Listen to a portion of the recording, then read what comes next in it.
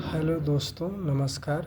मैं DK sir जी अपने YouTube channel पर आप सभी मित्रों का हार्दिक स्वागत करता हूं। दोस्तों, आज मैं करंट अफेयर्स के महत्वपूर्ण प्रश्नों को आपके सामने प्रस्तुत करने जा रहा हूं। ये सभी फैक्ट्स आपके एग्ज़ाम की दृष्टि से अत्यंत ही महत्वपूर्ण हैं। चाहे आप किसी भी एग्ज़ाम का दे रहे हों, चाहे आप किसी भी एग्ज़ाम की तैयारी कर रहे हों, यह करंट अफेयर्स आपके एग्ज़ाम के लिए अत्यंत ही महत्वपूर्ण है। तो चलिए शुरू करते हैं। सबसे पहले हम कुछ प्रश्न के फॉर्मेट में आपके सामने करंट अफेयर्स को प्रस्तुत करने जा रहा हूं। बजट में कुल कितनी प्राथमिकताएं हैं? तो बजट में कुल 9 प्राथमिकताएं हैं। टोटल 9 प्राथमिकताएं हैं। सर्वप्रथम कृषि में उत्पादकता एवं अनुकूलता, दूसरे नंबर पर रोजगार कौशल प्रशिक्षण, तीसरे नंबर पर समावेशी मानव संसाधन एवं सामाजिक न्याय, चौथे नंबर पर विनिर्माण सेवा, पाँचवें नंबर पर शहरी विकास, छठे नंबर पर ऊर्जा सुरक्षा और सातवें नंबर पर अवसंरचना है। आठवें नंबर पर नवाचार अनुसंधान एवं विकास है और 9वें नंबर पर है अगली पीढ़ी के सुधार। तो दूसरा क्वेश्चन है कि बजट में कुल कितने समूहों की बात की गई है दोस्तों? तो 4 समूहों की बात की गई है। सबसे पहला है अन्नदाता, दूसरा है गरीब, तीसरा है महिला और चौथा है युवा। तीसरे नंबर प्रश्न में बजट में कितने कृषि एवं बागवानी की उच्च किस्मों की पैदावार को शामिल करने का प्रस्ताव रखा गया है? तो 32 कृषि की और 109 बागवानी की उच्च किस्मों को तैयार किया जाएगा, बजट में प्रावधान किया गया है। प्राकृतिक कृषि से कितने किसानों को जोड़ने की बात बजट में की गई है? साथ ही इसके लिए कितने जैव आदान संसाधन केंद्र खोले जाएंगे? तो 1 करोड़ किसानों को जोड़ा जाएगा और 1000 जैव आदान संसाधन खोले जाएंगे। ये जहाँ जहाँ पे मैं टिक मारा हूँ ये सब इम्पॉर्टेंट है, किसी को छोड़ना नहीं है। आपको सारे फैक्ट को ध्यान में रखना है। रोजगार को बेहतर करने के लिए कितने औद्योगिक प्रशिक्षण संस्थानों का उन्नयन किया जाएगा? तो 1000 औद्योगिक केंद्र जो है बनाए जाएंगे। 1000 औद्योगिक केंद्र। उच्चतर शिक्षा को ही जो घरेलू स्तर पर जो शिक्षा दी जाती है के लिए कितने लाख तक के ऋण कितने छात्रों को उपलब्ध कराया जाएगा? तो 10 लाख तक का ऋण 1 लाख छात्र प्रतिवर्ष इससे लाभान्वित होंगे और 10 लाख तक का ऋण जो है उपलब्ध कराया जाएगा। पूर्वोदय योजना किन राज्यों के लिए लाई गई है? तो पूर्वोदय योजना बिहार, झारखंड, वेस्ट बंगाल, उड़ीसा और आंध्र प्रदेश के चहुमुखी विकास के लिए लाई गई है। प्रधानमंत्री आवास योजना के तहत कितने अतिरिक्त परिवारों को जोड़ा जाएगा? तो उत्तर आप बताएंगे कि 3 करोड़ परिवारों को जोड़ा जाएगा। किसके तहत? पीएम प्रधानमंत्री आवास योजना के तहत 3 करोड़ परिवारों को जोड़ा जाएगा। बजट में जनजातीय क्षेत्रों के लिए किस एक नई अभियान को प्रारंभ किया गया है? प्रधानमंत्री जनजातीय उन्नत ग्राम अभियान को प्रारंभ किया गया है। क्या है? प्रधानमंत्री जनजातीय उन्नत ग्राम अभियान को प्रारंभ किया गया है। पूर्वोत्तर क्षेत्र में भारतीय डाक भुगतान बैंक की कितनी शाखा खोलने की घोषणा की गई है? तो पूर्वोत्तर क्षेत्र में भारतीय डाक भुगतान बैंक की 1000 से अधिक शाखाएं खोलने की घोषणा की गई है। तरुण श्रेणी के मुद्रा लोन के उद्यमियों के लोन लेने की राशि को कितना बढ़ा दिया गया है? तो जो तरुण श्रेणी के मुद्रा लोन के उद्यमी हैं उनको जो लोन लेने की राशि है उसको 10 लाख से बढ़ा करके अब 20 लाख रुपया कर दिया गया है। एमएसएमई के ऋण को सुलभ बनाने के लिए सीडीबी द्वारा कितनी शाखा खोलने की खोलने के लिए बोला गया है। दोस्तों, सिडबी का मुख्यालय कहाँ है? तो सिडबी का मुख्यालय जो है लखनऊ में है। और सिडबी की स्थापना कब हुई थी? 1900। आप इसको कमेंट में बताएंगे, फिर हम जो बताएंगे। पहले आप बताइएगा कि सिडबी का तो मैंने बता दिया कि इसका मुख्यालय लखनऊ में है। सिडबी की स्थापना कब हुई थी ये आपको बताना है कमेंट बॉक्स में, ताकि मुझे ये लगे कि आप जो है मेरे सेशन को ध्यान से देखते हैं और इसका लाभ उठाते हैं। एमएसएमई जिसको में कितनी शाखाएं खोलने के लिए सिडबी द्वारा जो है कितनी शाखा खोलने की बात की गई है? 24 शाखा खोलने की बात की गई है। किसके तहत? एमएसएमई के ऋण को सुलभ बनाने के लिए सिडबी द्वारा 24 शाखाएं खोले जाने की बात की गई है। राष्ट्रीय औद्योगिक कॉरिडोर विकास कार्यक्रम के तहत कितने औद्योगिक पार्कों को मंजूरी दी गई है? तो 12 औद्योगिक पार्कों को मंजूरी दी गई है। 12 औद्योगिक पार्कों को मंजूरी दी गई है। 10 लाख से अधिक जनसंख्या वाले कितने शहरों में आवागमन उन्मुखी विकास योजना के तहत चुनाव किया जाएगा? तो ऐसे 14 बड़े शहरों का चुनाव किया जाएगा। कितने स्ट्रीट फूड हब, इसी को ही हाट कहा जाता है। आप हाट का नाम सुने होंगे।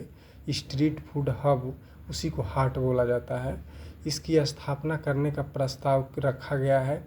तो 1000 स्ट्रीट फूड हब जो है बनाने का हमारा जो बजट है, इसमें 1000 स्ट्रीट फूड हब बनाने की बात की गई है।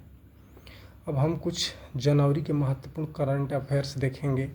जैसे उत्तर प्रदेश अंतर्देशीय मत्स्य पालन मैदानी क्षेत्र में देश में प्रथम स्थान प्रदान किया गया है। किसको?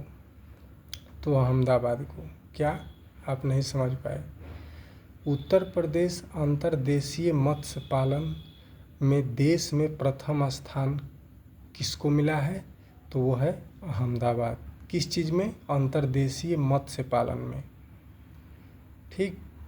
हलाल सर्टिफिकेट पाने वाले उत्पाद की बिक्री पर रोक लगा दी गई है। इसको आप बस ऐसे ही फैक्ट में याद रखेंगे कि हलाल जो सर्टिफिकेट था पाने वाले उत्पाद की बिक्री पर रोक लगा दी गई है। अनपरा ई तापीय परियोजना है, 1600 मेगावाट की है और ये कहाँ सिचुएटेड है? सोनभद्र में है। इसको आपको याद रखना है। ये पूछा जा सकता है कि अनपरा ई परियोजना कहाँ है और कितने मेगावाट की है और कौन सी परियोजना है? ये तापीय परियोजना है कि क्या है? इस तरीके से प्रश्न आ सकता है। गायों की गणना कराने का निर्णय कौन लिया है? उत्तर प्रदेश सरकार ने। उत्तर प्रदेश सरकार ने गायों की गणना कराने का निर्णय लिया है। उत्तर प्रदेश में 3 राज्य विश्वविद्यालय जो है खोले गए हैं अभी हाल ही में। गोंडा में माँ पाटेश्वरी देवी विश्वविद्यालय, मिर्ज़ापुर में माँ विंध्यवासिनी देवी विश्वविद्यालय, मुरादाबाद में यूपी राज्य विश्वविद्यालय की आधारशिला जो है रखी गई है। यूपी में टोटल इस समय विश्वविद्यालय कितने हैं? तो 34 विश्वविद्यालय हैं। उत्तर प्रदेश राज्य विश्वविद्यालय अधिनियम 1973 के तहत ही इन विश्वविद्यालयों की आधारशिला जो है रखी गई है। वाराणसी में शहर का दूसरा floating CNG mobile refuelling unit यानी compressed natural gas mobile refuelling unit station का उद्घाटन कहाँ किया गया? वाराणसी में किया गया। ये दूसरे नंबर का floating CNG mobile refuelling station है। ये gas authority of India Mirzapur में मोबाइल मेडिकल वैन प्रारंभ की। जो गेल है हमारा, ये gas authority of India limited जो मिर्ज़ापुर में मोबाइल मेडिकल वैन प्रारंभ किया है। हेल्थ डैशबोर्ड क्वांटिंग में वाराणसी पहले नंबर पे है उत्तर प्रदेश में। किसमें? हेल्थ डैशबोर्ड क्वांटिंग में। बदलापुर महोत्सव कहाँ मनाया जाता है? जौनपुर में मनाया जाता है। सबसे कम उम्र में सर्वाधिक काव्य पुस्तक लिखने वाली किशोरी का नाम क्या है? तो सिवान की है उसरा फातिमा, 16 वर्ष की है मात्र। 16 वर्ष की उम्र में ही इसने सर्वाधिक काव्य पुस्तक लिखने वाली किशोरी का रिकॉर्ड इसने प्राप्त कर लिया है। इंडिया बुक्स ऑफ रिकॉर्ड में इसको शामिल किया गया है। उत्तराखंड महोत्सव कहाँ मनाया गया? देखिए, नाम सुनने से लग रहा है कि उत्तराखंड में ही मनाया गया होगा, उत्तराखंड में मनाया गया होगा, लेकिन परीक्षा में आपको इस तरीके से भ्रमित नहीं होना है। उत्तराखंड महोत्सव आपको याद रखना है कि लखनऊ में मनाया गया है। नागालैंड की नगर पालिकाओं में महिलाओं को 33% सीटें जो है आरक्षित कर दिया गया है। कहाँ पे? नागालैंड में। ये प्रश्न पूछा जा सकता है कि अभी हाल ही में वह कौन सा राज्य है जो महिलाओं को 33% सीटें जो है आरक्षित किया है? तो आपका उत्तर होगा नागालैंड में। ठीक है। शर्ट इन आरटीआई के दायरे से बाहर कर दिया गया है। एक शर्ट आरटीआई के दायरे से बाहर कर दिया गया है। ये भारतीय कंप्यूटर आयात के लिए ये जो है चीज़ कानूनी प्रतिक्रिया दल है एक, उसको जो है इसके दायरे से बाहर कर दिया गया है। आरटीआई के दायरे से ये बाहर हो गया है। ये आरटीआई के दायरे से बाहर हो गया है। महिलाएं पानी के लिए, पानी महिलाओं के लिए अभियान। देखिए कितना अच्छा अभियान है ये। महिलाएं पानी के लिए, पानी महिलाओं के लिए अभियान। ये राष्ट्रीय शहरी आजीविका मिशन और उड़ीसा शहरी अकादमी द्वारा संयुक्त रूप से इस कार्यक्रम को शुरू किया गया है। सोमनाथ मंदिर का पुनः अध्यक्ष नियुक्त किए गए हैं प्रधानमंत्री श्री नरेंद्र मोदी जी। और एयर डिफेंस मिसाइल सिस्टम 400 रूस से मिला है। इसका नाम है सुदर्शन चक्र। किसको मिला है? भारत को मिला है। ठीक है। भारत के 2 शहरों को यूनेस्को में शामिल किया गया है। एकदम याद रखिएगा, बहुत इंपॉर्टेंट क्वेश्चन है ये। ग्वालियर, मध्य प्रदेश का जो ग्वालियर है वो संगीत की श्रेणी में यूनेस्को में शामिल हुआ है। और केरल का कोझिकोड, याद रखिएगा, यह कोझिकोड जो है केरल में है, इसको साहित्य श्रेणी में यूनेस्को में शामिल किया गया है। बहुत इंपॉर्टेंट क्वेश्चन है। रतन टाटा सहयोगी कंपनी को उसके जो थ्रोटल एरोस्पेस सिस्टम है उसके ड्रोन उत्पादक हेतु इसको DGCA मतलब बनाया गया है। नागरिक उड्डयन महानिदेशालय से टाइप प्रमाणन इसको प्राप्त हुआ है। किसको? रतन टाटा सहयोगी कंपनी है। कौन? थ्रोटल एरोस्पेस सिस्टम को क्या मिला है? नागरिक उड्डयन महानिदेशालय से टाइप प्रमाणन इसको प्राप्त हुआ है। इसको याद रखना है। रक्षा परियोजना में स्वीडन की साब एक कंपनी है, पहली विदेशी कंपनी जिसने भारत की रक्षा परियोजनाओं में 100% FDI प्राप्त किया है। बहुत इंपॉर्टेंट है, पूछ सकता है एग्जाम में कि वह कौन सी फॉरेन कंपनी है, या चाहे नाम पूछ देगा या ये पूछ देगा कि वो 100% FDI प्राप्त किया है। तो आपको बस इतना याद रखना है कि स्वीडन की साब कंपनी है, ये पहली विदेशी कंपनी है और ये रक्षा परियोजना से संबंधित है और भारत की रक्षा परियोजना में इसका 100% ये FDI प्राप्त किया है। नागालैंड के प्रधानमंत्री कौन बने? न्यूजीलैंड के प्रधानमंत्री कौन बने हैं? तो क्रिस्टोफर लक्सन, याद रखिएगा, ये न्यूजीलैंड के प्रधानमंत्री क्रिस्टोफर लक्सन बने हैं। थाईलैंड ने समलैंगिक विवाह को अनुमति, एशिया में ऐसा करने वाला यह तीसरा देश बन गया है। कौन? थाईलैंड। क्या किया है? समलैंगिक विवाह को अनुमति प्रदान किया है। तो पहले नंबर पे कौन था? ताइवान ऐसा काम कर चुका है, उसके बाद नेपाल ऐसा कार्य कर चुका है, अब ये तीसरा देश बन गया है थाईलैंड। चिली ISA का, जिसको इंटरनेशनल सोलर अलायंस बोला जाता है, चिली दक्षिण अमेरिका का एक चिली जो है एक स्टेट है और ये जो है इंटरनेशनल सोलर अलायंस का ये 95वां सदस्य नियुक्त हुआ है। तो इसको याद रखिएगा, ये पूछ सकता है कि इंटरनेशनल सोलर अलायंस का 95वां सदस्य कौन बना है? तो आपका उत्तर होगा चिली बना है। विश्व की पहली चिकनगुनिया वैक्सीन को अमेरिका ने मंजूरी प्रदान की है, उसका नाम क्या है? इंचिक्यू इसका नाम है, इक्सिक इसका नाम है, इक्स्विक नाम है इसका, इक्स्विक। इसको पढ़ लीजिएगा, मैं इसको ठीक ढंग से दिखा दे रहा हूँ।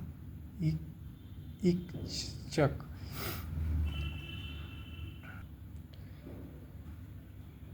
पृथ्वी के कोर में एक नई परत में ई प्राइम परत की खोज की गई है। इसको याद रखिएगा कि पृथ्वी के कोर में, जैसे आपने पढ़ा होगा कि जो पृथ्वी का जो स्ट्रक्चर बनाया जाता है उसमें सबसे पहले ऊपर क्रस्ट होता है, उसके बाद मेंटल होता है, उसके बाद ये कोर होता है।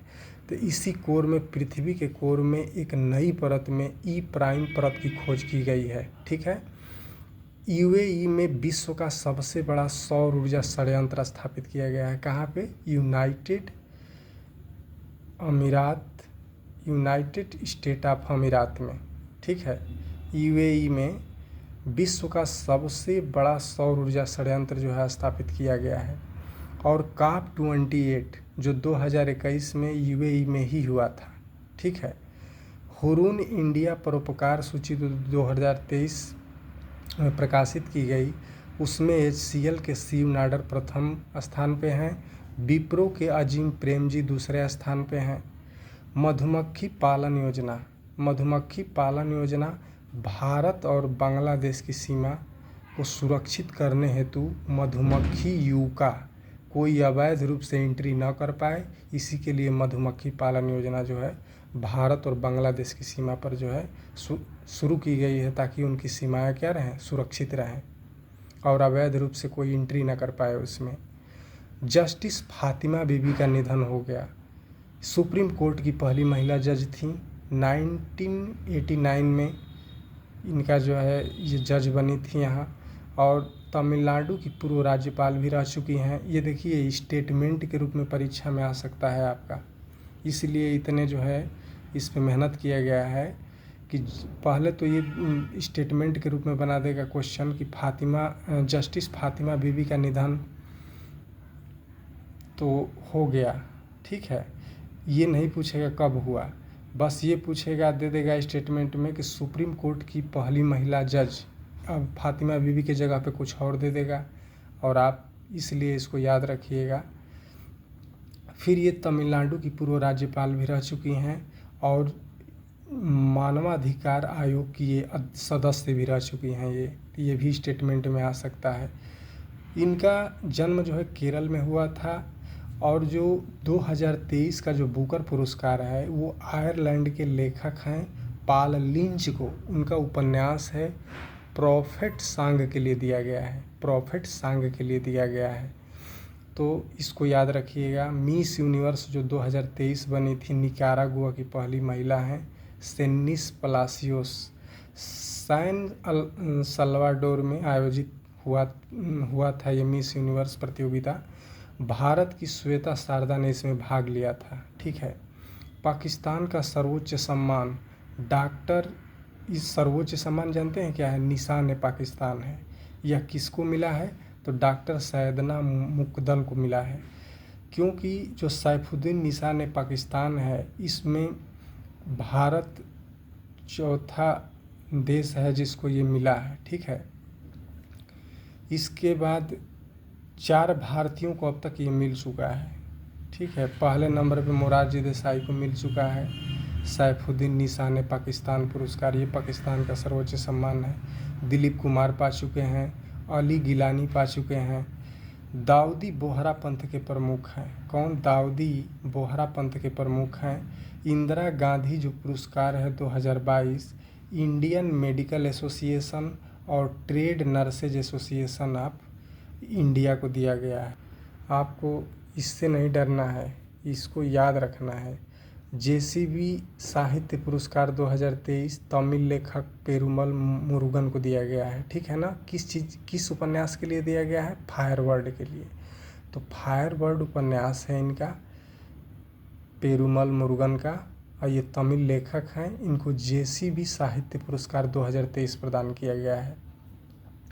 सलमान रुश्दी पहला को life time disturbing the peace award मिला है। एक बहुत ही यूनिक चीज़ है ये कि सलमान रुश्दी पहला को life time disturbing the peace award मिला है इनको।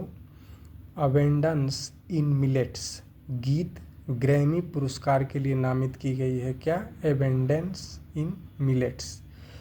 त्रिशक्ति प्रहार राजस्थान की तीनों सेना पश्चिमी मोर्चे पर जो है किया गया। क्या? त्रिशक्ति प्रहार राजस्थान के तीनों सेना पश्चिमी मोर्चे पर।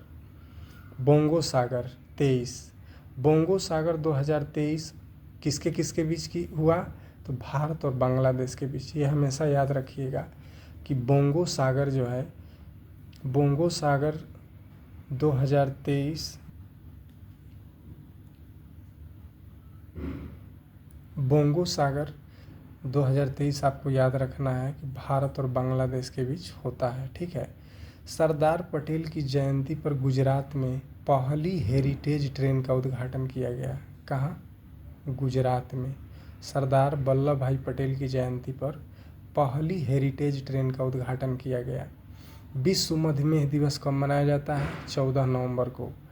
मधुमेह शिक्षा पर पहुंच क्या है इसकी थीम थी ये। क्या? मधुमेह शिक्षा पर पहुंच। क्रिकेट विश्व कप 2024 अहमदाबाद मोदी स्टेडियम में खेला गया। ऑस्ट्रेलिया छठी बार विजेता बना। किसमें? क्रिकेट विश्व कप 2024 जो अहमदाबाद मोदी स्टेडियम में खेला गया, ऑस्ट्रेलिया छठी बार जो है विजेता बना। इसी क्रिकेट विश्व कप के अंतर्गत विराट कोहली 50वां वनडे शतक बनाया और 49वां शतक जो है सचिन तेंदुलकर का था। यह अपना 50वां शतक इसमें बनाया। सचिन तेंदुलकर की प्रतिमा, जिसको कांस्य प्रतिमा मुंबई के वानखेड़े स्टेडियम में, ठीक है, लगी है। इनके पूछ सकता है, चाहे आपको ऐसे भी जानना चाहिए कि सचिन तेंदुलकर की प्रतिमा कहाँ लगाई गई है, तो वो मुंबई के वानखेड़े स्टेडियम में लगाई गई है। वो कांस्य से निर्मित है, वो प्रतिमा कांस्य की बनी है। 11वां सुल्तान जौहर कप जर्मनी ने ऑस्ट्रेलिया को पेनाल्टी शूटआउट में हराया। कौन? 11वां पूछ देगा कि 11वां सुल्तान जौहर कप किसने जीता, तो जर्मनी ने ऑस्ट्रेलिया को पेनाल्टी शूटआउट से हराया। विश्व बिलियर्ड्स चैंपियनशिप किसने जीता? पंकज अडवाणी ने जीता। और 37वां जो राष्ट्रीय खेल गोवा में हुआ है, पहले नंबर पे महाराष्ट्र था, दूसरे नंबर पे सर्विसेज टीम थी, तीसरे नंबर पर हरियाणा था और अपने उत्तर प्रदेश का स्थान 15वां नंबर था। थाईलैंड द्वारा भारतीयों हेतु वीज़ा मुक्त यात्रा की सुविधा। थाईलैंड द्वारा जो है भारतीयों हेतु वीज़ा मुक्त यात्रा की सुविधा प्रदान की गई है। विद्या समीक्षा केंद्र शिमला में, ये देश का चौथा स्टेट है जहां विद्या समीक्षा केंद्र खोला गया है। ठीक है। पहला कहाँ खुल चुका था? ये गोवा में, उसके बाद गुजरात में और तीसरे नंबर पे उत्तराखंड में। अब ये चौथा विद्या समीक्षा केंद्र जो है शिमला में खोला गया है। पश्चिमी बंगाल का ब्रांड एम्बेसडर किसे बनाया गया है? सौरभ गांगुली को बनाया गया है। अरुणाचल प्रदेश का एयरगन समर्पण अभियान को मलेशिया में बायोस्फीयर रिजर्व पर यूनेस्को के अंतर्राष्ट्रीय सम्मेलन में वैश्विक मान्यता मिली। किसको? मलेशिया में। किसको? अरुणाचल प्रदेश का एयरगन समर्पण अभियान को। असम के रंगिया व मरियानी को भारतीय खाद्य सुरक्षा व मानक प्राधिकरण, जिसको FSSAI कहा जाता है, में ईट राइट स्टेशन प्रमाणन जो है प्राप्त हुआ है। किसको? असम के रंगिया व मरियानी को। पहली निर्यात प्रोत्साहन नीति को लागू करने वाला भारत का पहला राज्य कौन है? महाराष्ट्र है। राष्ट्रीय एकता दिवस 31 अक्टूबर को मेरा युवा भारत प्लेटफॉर्म का प्रारंभ किया गया है। लद्दाख के सीवक थोर्न फल को GI टैग मिला है। इसको याद रखिएगा। राष्ट्रीय एकता दिवस 31 अक्टूबर को मनाया जाता है और मेरा युवा भारत प्लेटफॉर्म का प्रारंभ किया गया इसी दिन। अफ़गानिस्तान ने अपने राजनीतिक मिशन को अस्थायी रूप से बंद किया है। याद रखिएगा कि वो पूछ देगा कि वह कौन सा देश है जो अपने राजनीतिक मिशन को अस्थायी रूप से बंद कर दिया है, तो आपका उत्तर होगा अफ़गानिस्तान।